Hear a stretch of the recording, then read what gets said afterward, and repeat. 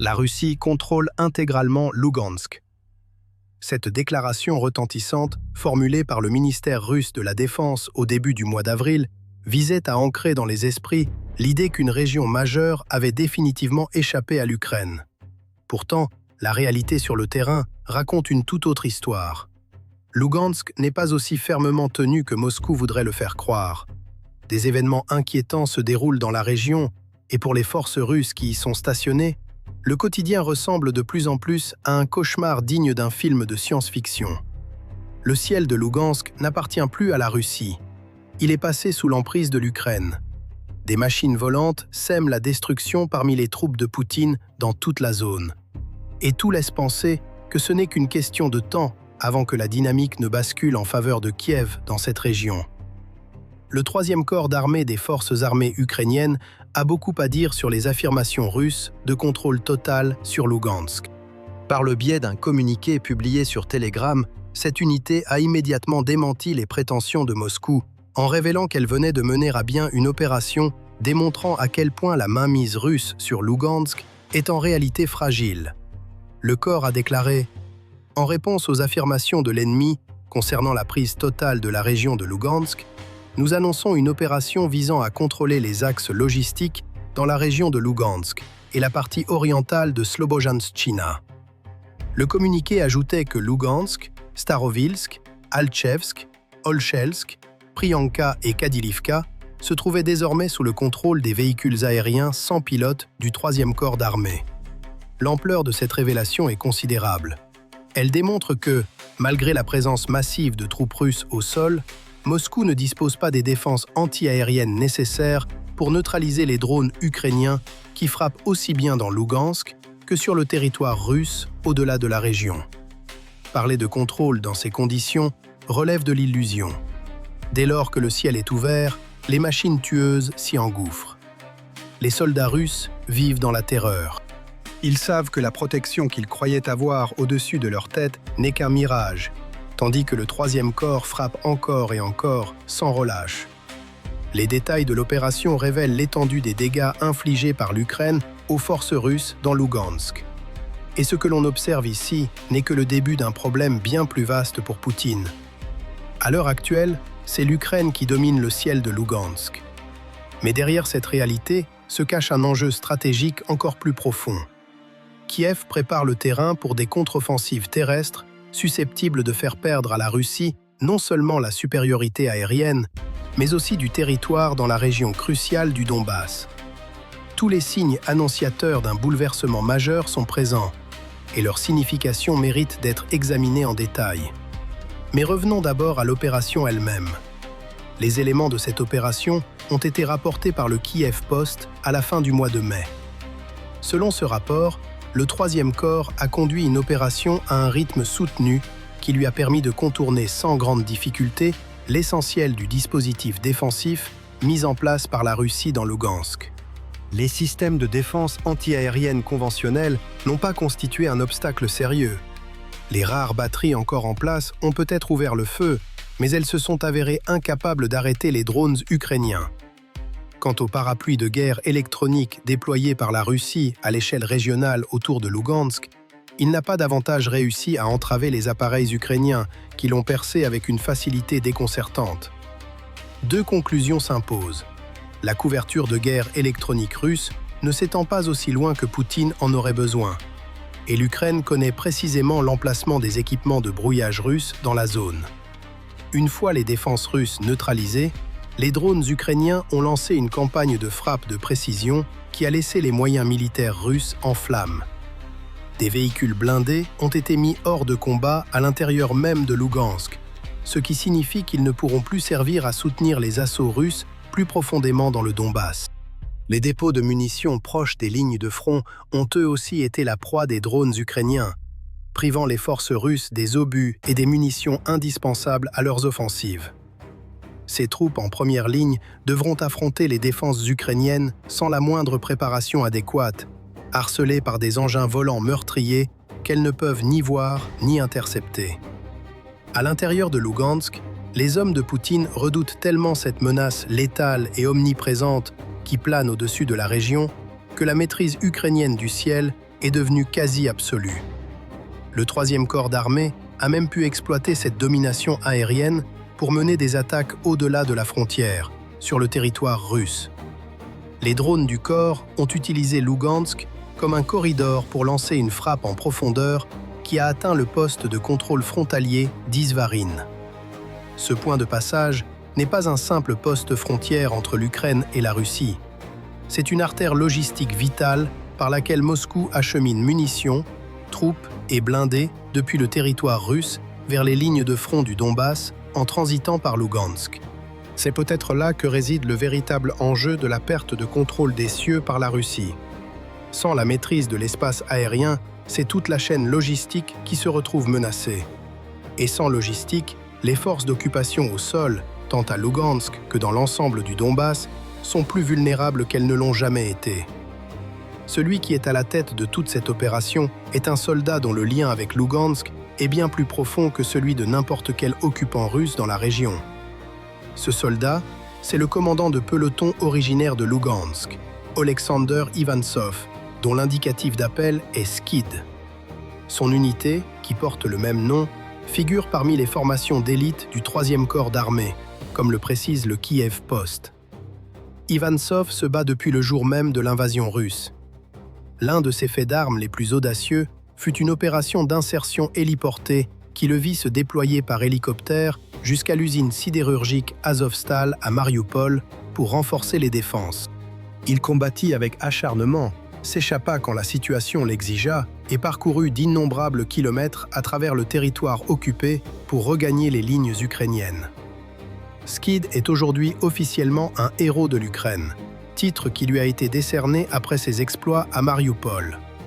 Après ce que son unité vient d'accomplir à Lugansk, on pourrait se demander si l'Ukraine ne devrait pas créer une distinction encore supérieure pour accompagner celle qu'il possède déjà.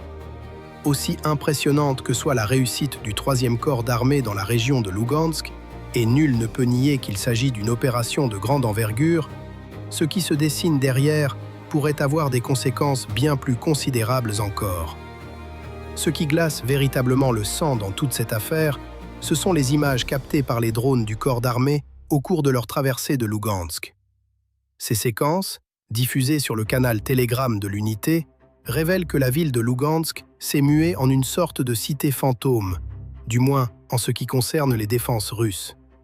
Une grande partie de l'agglomération demeure physiquement intacte. Le drone ukrainien survole certains des repères les plus emblématiques de Lugansk, l'avenue principale, un grand hôtel du centre-ville et même un cirque. Quant aux pitres russes censés ouvrir le feu sur l'appareil ukrainien, ils brillent par leur absence totale. De fait, aucun tir de défense antiaérienne, de quelque nature que ce soit, ne vient perturber le vol. Le drone passe au-dessus du pont principal, enjambant la rivière Lugan, offrant au passage une vue dégagée sur la grande roue du parc du 1er mai. Aucune réaction du côté russe. Il survole ensuite la rue Radianskaya, où se dresse le bâtiment de l'administration régionale. On pourrait penser que Moscou tient à protéger cet édifice, et pourtant, toujours pas la moindre riposte antiaérienne. Les points de repère défilent les uns après les autres. L'hôtel Lugansk, la mine de charbon de la ville. Aucun de ces sites n'abrite de soldats russes ni de système de défense aérienne supposé contrer les frappes ukrainiennes. Le parcours est d'une facilité déconcertante pour les drones ukrainiens, comme si les Russes avaient baissé le rideau et s'étaient terrés quelque part. Finalement, l'objectif du drone entre dans son champ de vision. Un véhicule militaire russe dont les occupants semblent ignorer la présence de l'appareil ukrainien jusqu'à ce qu'il soit trop tard. Le drone plonge en piqué, le véhicule est touché. Et à travers tout Lugansk, puis à l'intérieur même du territoire russe, cette scène se répète encore et encore. Ce type d'opération ne devrait tout simplement pas être réalisable. Les défenses antiaériennes russes déployées à Lugansk auraient dû intercepter les drones ukrainiens. Elles ont échoué. La guerre électronique aurait dû dévier ces appareils de leur trajectoire. Elle a failli à sa mission. Tout cela nous indique que la Russie occupe certes Lugansk, mais qu'elle n'exerce plus aucun contrôle sur le ciel de la région. Et c'est un problème majeur pour Poutine. Son avancée en Ukraine repose sur une campagne terrestre éreintante, laquelle dépend elle-même d'une logistique fluide dans les territoires occupés. Lorsque cette logistique se grippe, comme c'est désormais le cas à Lugansk, la progression russe s'effondre et les forces de Poutine sur le terrain s'affaiblissent. Le contrôle? Quel contrôle? Lugansk est aujourd'hui plus vulnérable qu'à presque n'importe quel autre moment de cette guerre, et tous les signaux convergent vers la préparation de quelque chose d'envergure. À l'heure actuelle, l'Ukraine exploite la perte de maîtrise aérienne russe au-dessus de Lugansk pour frapper la logistique adverse. Mais ce schéma n'est pas nouveau. C'est la campagne de frappe à moyenne portée ukrainienne en action, et ce qui débute dans les airs se traduit très souvent par des contre-attaques au sol. Certains pourraient soutenir que les exploits revendiqués par le 3e corps d'armée relèvent davantage du symbole que d'une preuve irréfutable de la prise de contrôle du théâtre aérien de Lugansk par l'Ukraine. Il y a effectivement beaucoup à dire sur la dimension symbolique. La propagande de Poutine est conçue pour donner l'impression que la Russie tient Lugansk d'une main si ferme que l'Ukraine ne peut même pas effleurer la région. Le 3e corps d'armée et ses drones ont toujours contesté ce récit, et leur attaque de la fin du mois de mai l'a démontré de manière éclatante. Mais il y a bien plus que du symbolisme. Les images des frappes de drones du corps montrent que les défenses russes sont loin d'atteindre le niveau requis. Ce n'est pas une question d'image, c'est le terreau sur lequel s'enracine l'expansion d'une campagne à moyenne portée qui a déjà rapporté d'immenses dividendes à l'Ukraine en 2026. Attardons-nous un instant sur cette campagne. Avant 2026, l'Ukraine était relativement limitée dans sa capacité à frapper l'arrière russe dans les territoires occupés. Elle disposait de systèmes de roquettes et de missiles, des missiles Hammer tirés depuis les airs, des ATACMS capables d'atteindre des positions russes. Toutefois, en matière de drones, l'essentiel de l'arsenal ukrainien se composait de drones à vue en première personne dédiés aux lignes de front et de drones à longue portée utilisés pour frapper le territoire russe lui-même. Mais 2026 a inauguré une nouvelle phase dans la guerre menée par l'Ukraine. Pour la première fois depuis l'invasion lancée par Poutine, Kiev a développé un approvisionnement régulier en drones de moyenne portée capables de frapper à moins de 200 km du front sans engloutir des sommes colossales. Ce changement bouleverse la donne pour l'Ukraine et les conséquences ont pris Poutine totalement au dépourvu. Le nouvel arsenal de drones ukrainiens comprend des engins comme le Hornet, capable de parcourir 200 km et d'emporter une charge utile de 5 kg pour un coût d'à peine $5 000. C'est précisément ce rapport coût-efficacité, combiné à une puissance de feu suffisante pour endommager les actifs logistiques russes, qui constitue le nouveau casse-tête de Poutine. L'ampleur des frappes ukrainiennes à moyenne portée a explosé avec l'apparition de ces drones. En avril, le nombre d'attaques de moyenne portée menées par l'Ukraine contre la Russie a doublé par rapport à mars et quadruplé par rapport à février. Ce n'est pas une coïncidence, c'est une campagne menée avec un objectif parfaitement défini. La stratégie ukrainienne vise à asphyxier la logistique russe dans l'arrière occupé. Pour soutenir cet effort, le ministère de la Défense ukrainien a lancé un nouveau programme baptisé « Verrouillage logistique ». Ce dispositif consacrera plus de 110 millions de dollars au soutien des unités ukrainiennes qui frappent exactement le type de cible que le 3e corps d'armée a atteinte à Lugansk. Il s'agit en substance d'un système d'incitation. Détruisez davantage de véhicules et de systèmes de défense antiaérienne et vous recevrez les moyens nécessaires pour infliger des dégâts réels à la Russie dans les zones où Poutine croyait ses soldats en sécurité. L'impact psychologique que cette campagne inflige aux soldats russes ne saurait être sous-estimé. Pendant des mois, les forces de Poutine stationnées dans des endroits comme Lugansk se croyaient globalement à l'abri, seule une frappe de missiles occasionnelle venant déchirer le voile de cette illusion. Désormais, toute idée de sécurité s'est évaporée. Le fait que l'Ukraine ait prouvé sa capacité à faire voler des drones en toute impunité au-dessus de Lugansk envoie un message sans équivoque aux soldats russes. Plus rien ne les protège. Ils ne sont pas en sécurité. Mais le véritable enjeu se situe au-delà de cette démonstration. La campagne ukrainienne de frappe à moyenne portée soutient une offensive terrestre qui reprend du territoire à la Russie à un rythme sans précédent. Dans un rapport publié fin mai, l'Institut pour l'étude de la guerre affirme que la nouvelle stratégie de l'Ukraine a modifié le caractère positionnel du conflit pour la première fois depuis 2023. Les effets sont visibles. Les avancées russes stagnent au point que leur gain net se situe pratiquement à zéro chaque mois. L'Ukraine, de son côté, crée les conditions nécessaires à des manœuvres mécanisées limitées et à des contre-attaques au niveau tactique, lesquelles s'appuient directement sur les frappes à moyenne portée qu'elle mène en profondeur. L'Institut déclare que le succès ukrainien a freiné les avancées russes et a inversé certains acquis sur plusieurs secteurs de la ligne de front, combiné à la réintroduction limitée d'éléments de manœuvre mécanisés tactiques par les forces ukrainiennes, pourrait bien marquer le début d'une phase nouvelle du conflit. C'est précisément cette phase nouvelle qui devrait inquiéter Poutine à Lugansk. Car l'Ukraine a déjà mené de nombreuses contre-attaques appuyées par sa campagne de frappe à moyenne portée. Selon le président ukrainien Volodymyr Zelensky, l'Ukraine a libéré 590 km² de son territoire des mains de la Russie depuis le début de 2026. Une part importante de cette libération s'effectue dans les régions méridionales et sud-orientales du pays. Toutefois, on observe également que l'Ukraine a commencé à progresser dans le Donbass. À la mi-mai, on a appris que les forces ukrainiennes avaient réalisé une percée de 3 km à Pokrovsk, une autre zone que la Russie prétend contrôler. Les parallèles avec ce qui vient de se produire à Lugansk sont frappants, et on les retrouve partout. D'abord, l'Ukraine frappe l'arrière immédiat, comme elle a démontré pouvoir le faire à Lugansk. L'absence apparemment totale de défense antiaérienne adéquate dans la région a facilité cette tâche. Maintenant que l'Ukraine peut cibler cette zone avec ses drones, des opportunités se créent. Des poches de faiblesse apparaissent dans le dispositif défensif russe à Lugansk en raison de la rupture des artères logistiques. Ce qui commence par un contrôle du ciel pourrait bientôt évoluer vers des contre-attaques ciblées contre des défenses russes affaiblies, se traduisant par la libération de portions du territoire ukrainien à l'intérieur de Lugansk.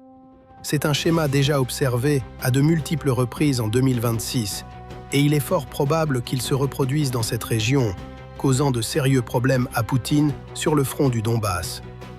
En revenant aux aspects symboliques de ce que l'Ukraine a accompli à Lugansk, ce ne sont pas seulement les troupes russes sur le terrain qui commencent à avoir le sentiment d'avoir été jetées au milieu d'un scénario cauchemardesque.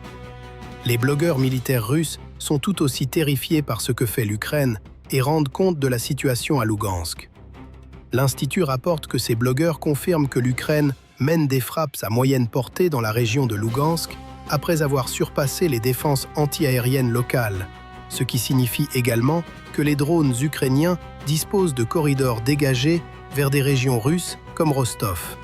Les frappes à Donetsk et Lugansk provoquent en outre des pénuries de carburant et de munitions, alimentant l'affaiblissement des positions russes et ouvrant la voie aux contre-attaques sélectives ukrainiennes au sol. Même lorsque ces frappes ne visent pas directement Lugansk, le contrôle ukrainien du ciel de cette région pose des problèmes à Donetsk, où les soldats dépendent du matériel acheminé à travers Lugansk pour les soutenir sur le front. Le contrôle que la Russie prétend exercer sur Lugansk ne correspond pas à la réalité, et les blogueurs militaires russes commencent déjà à révéler cet état de fait. La propagande sur laquelle Poutine s'appuie si lourdement est elle aussi en train de se fissurer. Cela conduit à un autre problème engendré par les frappes ukrainiennes à Lugansk. Poutine perd rapidement son levier dans les négociations de paix.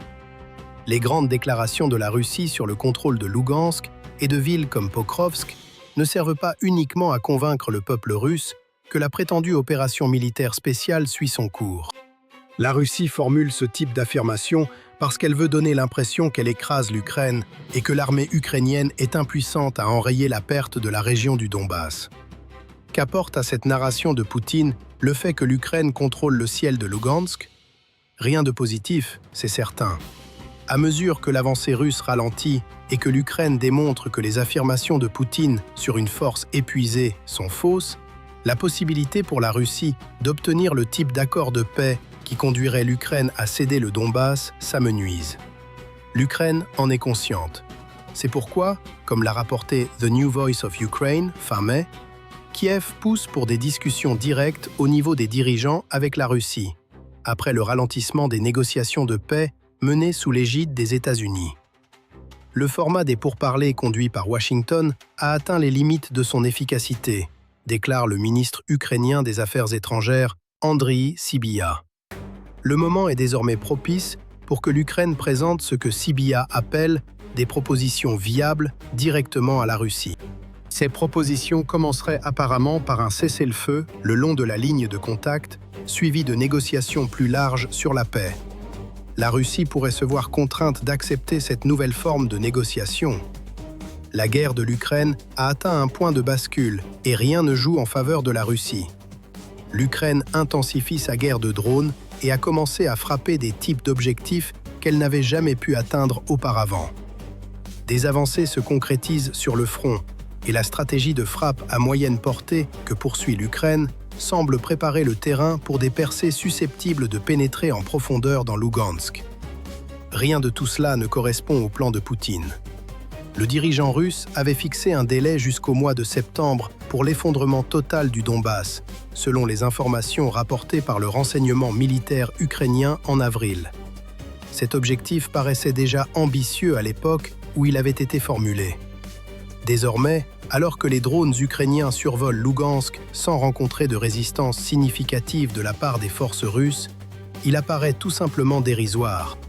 La réalité du terrain a balayé les projections du Kremlin, et chaque jour qui passe creuse un peu plus l'écart entre les ambitions affichées par Moscou et sa capacité réelle à les concrétiser.